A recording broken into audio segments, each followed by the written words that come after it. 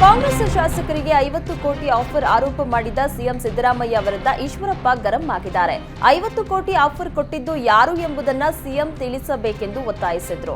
ಗುಪ್ತಚರ ಇಲಾಖೆಯ ಅವರ ಕೈಯಲ್ಲೇ ಇದೆ. ನಿಮ್ಮ ಶಾಸಕರಿಗೆ ಆಫರ್ ಕೊಟ್ಟಿದ್ದು ಯಾರು ಅಂತ ಸಾಕ್ಷಿ ಸಮೇತ ತಿಳಿಸಬೇಕು ಅಂತ ಹೇಳಿದ್ರು. ಇನ್ನು ಎಸ್ಟಿ ಸೋಮಶೇಖರ್ ಅಡ್ಡ ಮತದಾನ ಮಾಡಲು ಎಷ್ಟು ಕೋಟಿ ಕೊಟ್ಟಿದ್ದೀರಾ ಅಂತ ಹೇಳಬೇಕು ಅಂತ ಈಶ್ವರಪ್ಪ ಪ್ರಶ್ನಿಸಿದ್ರು. ರಾಮೇಶ್ವರಂ ಕೆಫೆಯಲ್ಲಿ ಬಾಂಬ್ ಬ್ಲಾಸ್ಟ್ ಪ್ರಕರಣ ಸಂಬಂಧ ಸರ್ಕಾರ ಹಾಗೂ ಸಿಎಂ ವಿರುದ್ಧ ಶಾಸಕ ಯತ್ನಾಳ್ ವಾಗ್ದಾಳಿ ನಡೆಸಿದ್ದಾರೆ.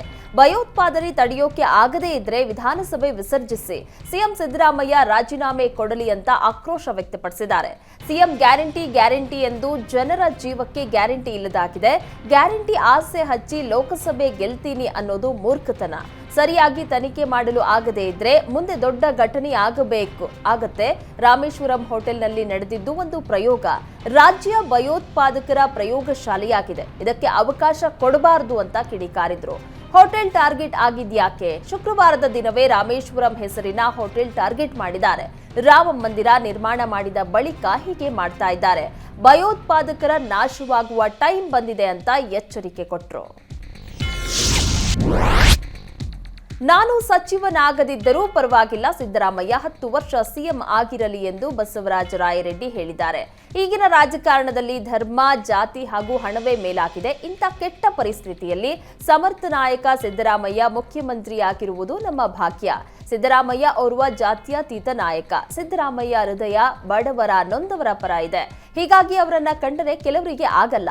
ಸಿಎಂ ಹೃದಯವಂತರು ಎನ್ನುವುದನ್ನ ಅವರ ಮುಂದೆ ಹೇಳುವ ಅಗತ್ಯ ಇಲ್ಲ.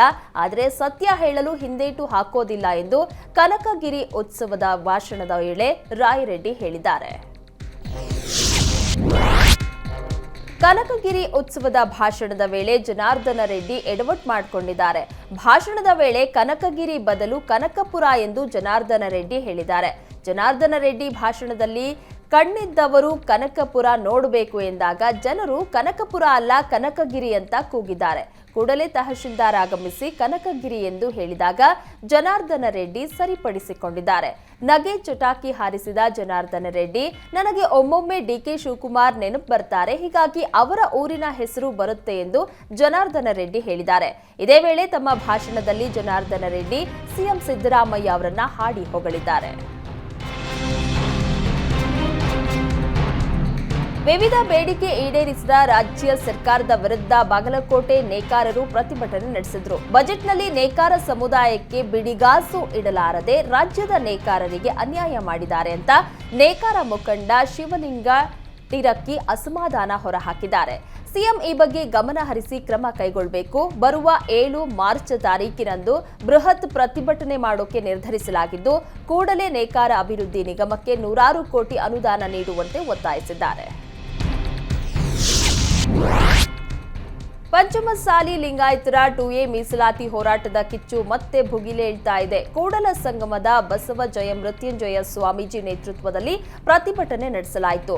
ಯಾದಗಿರಿ ಜಿಲ್ಲೆಯ ಹುಣಸಗಿ, ದೇವಾಪುರ, ಮನಗುಳಿ ರಾಜ್ಯ ಹೆದ್ದಾರಿ ಬಂದ್ ಮಾಡಿ ಇಷ್ಟಲಿಂಗ ಪೂಜೆ ಮಾಡಿ ಪ್ರತಿಭಟನೆ ನಡೆಸಿದ್ರು.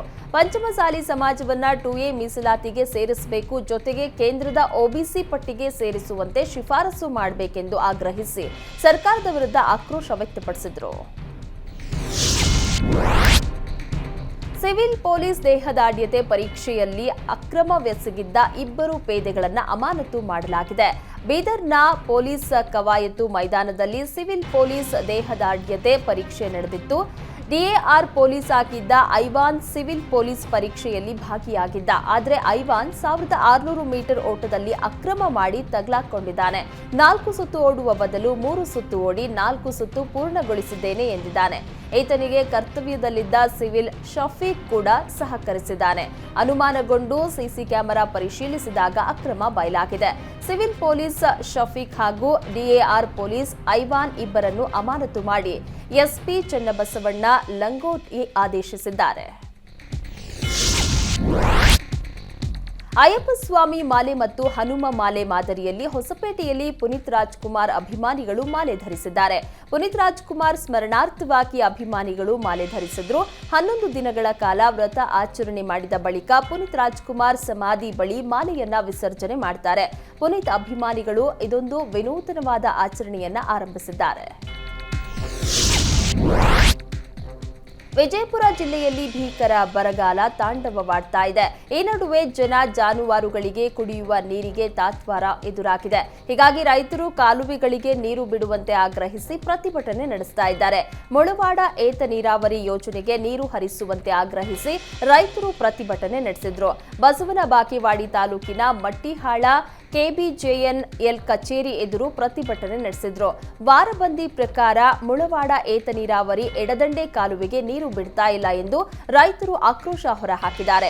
ಸರಿಯಾಗಿ ನೀರು ಬಿಡದ ಪರಿಣಾಮ ಜಾನುವಾರುಗಳಿಗೆ ಸರಿಯಾಗಿ ನೀರು ಸಿಗ್ತಾ ಇಲ್ಲ ಅಂತ ಆಕ್ರೋಶ ಹೊರಹಾಕಿದ್ರು. ಇಬ್ಬರು ಕುರಿಗಾಹಿಗಳ ಮೇಲೆ ವ್ಯಕ್ತಿಯೋರ್ವ ಹಲ್ಲೆ ಮಾಡಿದ ಘಟನೆ ಹುಬ್ಬಳ್ಳಿ ತಾಲೂಕಿನ ಕಿರೇಸೂರು ಗ್ರಾಮದಲ್ಲಿ ನಡೆದಿದೆ. ಕಿರೇಸೂರು ಗ್ರಾಮದ ವೆಂಕಟೇಶ್ ಎಂಬಾತ ಹೊನ್ನಪ್ಪ ಕುರಿ ಮತ್ತು ಇನ್ನೋರ್ವನ ಮೇಲೆ ಹಲ್ಲೆ ಮಾಡಿದ್ದಾನೆ. ಕುರಿಗಾಹಿಗಳು ಕುರಿಗಳಿಗೆ ಹಳ್ಳದಲ್ಲಿ ನೀರು ಕುಡಿಸಿ ವಾಪಸ್ಸಾಗ್ತಾ ಇದ್ದಾಗ ಹಲ್ಲೆ ಮಾಡಿದ್ದಾನೆ. ಕುರಿಗಳು ತನ್ನ ಹೊಲದಲ್ಲಿ ಬೆಳೆ ಹಾನಿ ಮಾಡಿದೆ ಎಂದು ಆರೋಪಿಸಿ ಕೃತ್ಯ ಎಸಗಿದ್ದಾನೆ. ಇಬ್ಬರು ಕುರಿಗಾಹಿಗಳ ಮೇಲೆ ಮನಬಂದಂತೆ ಥಳಿಸಿ 4 ಕುರಿಗಳು ಮತ್ತು 1 ಟಗರನ್ನ ತೆಗೆದುಕೊಂಡು ಹೋಗಿದ್ದಾನೆ. ಹಲ್ಲೆಗೊಳಗಾದ ಕುರಿಗಾಹಿಗಳಿಗೆ ಕಿಮ್ಸ್ ಆಸ್ಪತ್ರೆಯಲ್ಲಿ ಚಿಕಿತ್ಸೆ ನೀಡಲಾಗಿದೆ. ಮೆದುಳು ನಿಷ್ಕ್ರಿಯವಾಗಿದ್ದ 4ನೇ ತರಗತಿಯ ವಿದ್ಯಾರ್ಥಿ ಕೆಪಿ ಸಾತ್ವಿಕ್ ಅಂಗಾಂಗಗಳನ್ನು ದಾನ ಮಾಡುವ ಮೂಲಕ ಪೋಷಕರು ಮಾನವೀಯತೆಯನ್ನ ಮೆರೆದಿದ್ದಾರೆ. ಕೂಡ್ಲಿಗಿ ತಾಲೂಕಿನ ಆಲೂರು ಗ್ರಾಮದ ಸಾತ್ವಿಕ್ ಸಾವನ್ನಪ್ಪಿದ್ದು, ತಾಯಿ ಚೇತನ ದಿಟ್ಟ ನಿರ್ಧಾರಕ್ಕೆ ಭಾರಿ ಮೆಚ್ಚುಗೆ ವ್ಯಕ್ತವಾಗಿದೆ. ಕೂಡ್ಲಿಗಿ ತಾಲೂಕು ಆಲೂರು ಗ್ರಾಮದ ಟಿ ಚಿಕ್ಕಣ್ಣಜ್ಜ ಅವರ ಮೊಮ್ಮಗ ಕೆಪಿ ಸಾತ್ವಿಕ್ 5 ದಿನಗಳ ಹಿಂದೆ ಮೂಗಿನ ಶಸ್ತ್ರಚಿಕಿತ್ಸೆಗೆಂದು ಚಿತ್ರದುರ್ಗದ ಖಾಸಗಿ ಆಸ್ಪತ್ರೆಯಲ್ಲಿ ದಾಖಲಾಗಿದ್ದ. ಹೆಚ್ಚಿನ ಚಿಕಿತ್ಸೆಗೆಂದು ಬೆಂಗಳೂರಿಗೆ ಬಾಲಕನನ್ನ ಕರೆದುಕೊಂಡು ಬಂದರೂ ಚಿಕಿತ್ಸೆ ಫಲಿಸಲಿಲ್ಲ.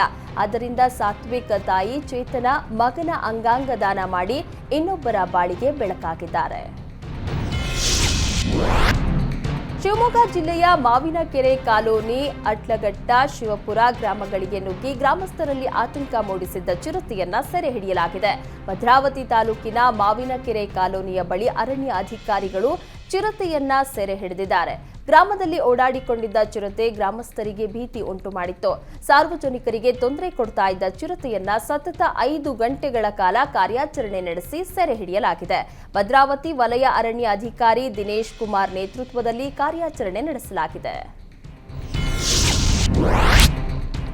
ಹಾಸನ ಜಿಲ್ಲೆ ಆಲೂರು ತಾಲೂಕಿನ ಸಾಣೇನಹಳ್ಳಿ ಸುತ್ತಮುತ್ತ ಚಿರತೆಯ ಜೊತೆಗೆ ಕಾಡು ಹಂದಿಗಳ ಕಾಟ ಹೆಚ್ಚಾಗಿದೆ.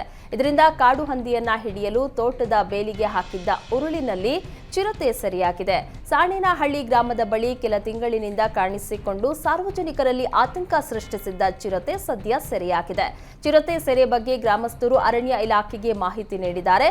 ಬಳಿಕ ಸ್ಥಳಕ್ಕಾಗಮಿಸಿದ ಅರಣ್ಯ ಇಲಾಖೆ ಸಿಬ್ಬಂದಿ ಅರವಳಿಕೆ ಚುಚ್ಚುಮದ್ದನ್ನ ನೀಡಿ ಚಿರತೆಯನ್ನ ಸೆರೆ ಹಿಡಿದು ಸ್ಥಳಾಂತರ ಮಾಡಿದ್ದಾರೆ. ಚಿಕ್ಕಮಗಳೂರಿನ ಬಯಲು ಸೀಮೆ ಭಾಗದ ಜನರಲ್ಲಿ ಚಿರತೆ ಆತಂಕ ಹೆಚ್ಚಾಗಿದೆ. ಅಜ್ಜಂಪುರ ತಾಲೂಕಿನ ಅಂತರಗಟ್ಟೆ ಗುಡ್ಡದಲ್ಲಿ ಗ್ರಾಮದ ಹೊರ ವಲಯದ ಗುಡ್ಡಗಾಡು ಪ್ರದೇಶದಲ್ಲಿ ಚಿರತೆಗಳು ಕಾಣಿಸಿಕೊಂಡಿವೆ. ಸದ್ಯ ಗುಡ್ಡದ ಹಳ್ಳಿ ಅಂತರಗಟ್ಟೆ ರಸ್ತೆಯಲ್ಲಿ ಚಿರತೆಗಳು ಪ್ರತ್ಯಕ್ಷವಾಗಿವೆ. ಈ ಭಾಗದಲ್ಲಿ 4 ಚಿರತೆಗಳಿರುವ ಬಗ್ಗೆ ಅರಣ್ಯ ಇಲಾಖೆ ಮಾಹಿತಿ ನೀಡಿದ್ದು, ಚಿರತೆ ಸೆರೆಗೆ ಅರಣ್ಯ ಇಲಾಖೆ ಬೋನ್ ಕೂಡ ಇಟ್ಟಿದೆ. ಆದರೆ ಚಿರತೆಗಳು ಮಾತ್ರ ಅರಣ್ಯ ಇಲಾಖೆಯ ಬೋನ್ಗೆ ಬೀಳದೆ ಓಡಾಡ್ತಾ ಇರೋದು ಮತ್ತಷ್ಟು ಆತಂಕಕ್ಕೆ ಕಾರಣವಾಗಿದೆ.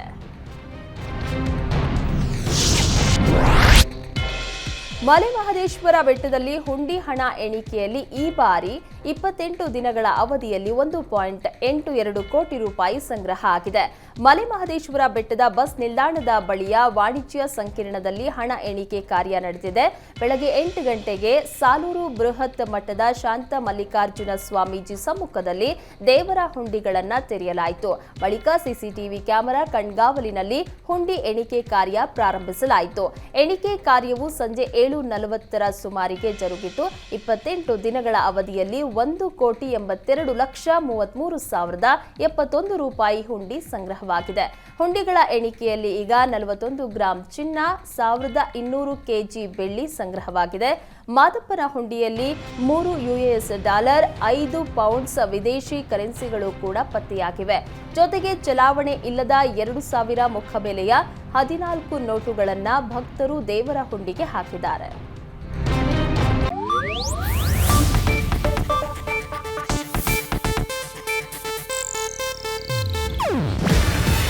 ಇದು ಏಷ್ಯಾನೆಟ್ ನ್ಯೂಸ್ ನೆಟ್ವರ್ಕ್ ಪ್ರಸ್ತುತಿ. ನೀವು ನೋಡ್ತಿದ್ದೀರಾ ಏಷ್ಯಾನೆಟ್ ಸುವರ್ಣ ನ್ಯೂಸ್.